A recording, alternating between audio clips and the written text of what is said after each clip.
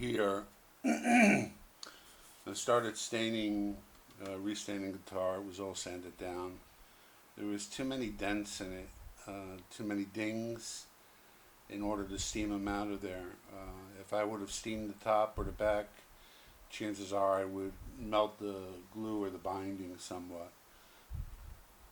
Here, when everything was being sanded, I found a fine crack, and I had looked on the inside with the mirror to see that the line of that crack was going through to the other side. So what I did was I created a jig.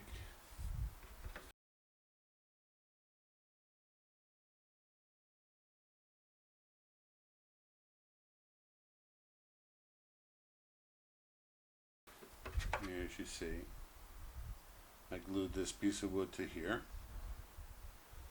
Left this opening so I can bring the guitar string through there. We take a thin piece of guitar string like this and poke a tiny hole at the size of the string. You can actually use a string to accomplish that with a pair of pliers. Turning it and digging it into where the crack is. And on the other side, I start with maybe a piece of scrap wood like this, very thin, and then I scrape it much thinner than this, maybe half the thickness of that.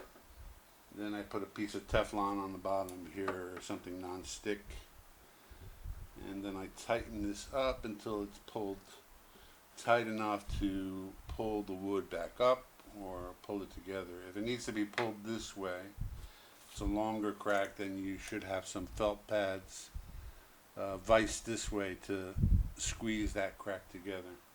After everything dried this morning, I looked at it and I filled the rest in with CA glue, thicker CA glue. Then I take a razor blade and create a burr on it by taking my stone like this and just, rubbing it like this. And it'll create a burr on the opposite side, which is good enough to help me scrape this. Now this has been scraped already to the larger degree. And all I want to do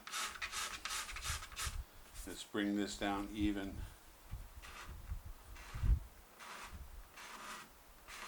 With the rest. Take some fine sandpaper, about 320, and lightly hit this. Now the nice thing about this is, you see how this is a little bit darker in red? Well, the base coat of this is a dark walnut, and it goes on very thin. But then I put some red stain on the top of this to soak in, so it'll turn this.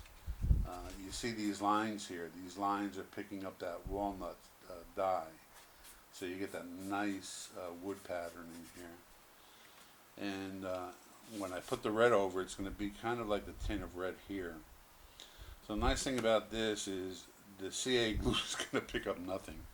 It's like varnish. To those who haven't done this before, you see the grain is going this way. We want the grain going this way as well. So this should be bigger than the crack. So in this case, the crack was maybe this big. So by the time I re-dye this, come back and I put my sanding filler on it, and then I'll French polish this. By the time everything is polished and everything, this will look quite well. And I'll be back with another video on the French polishing. Thank you very much. Don't forget to like and comment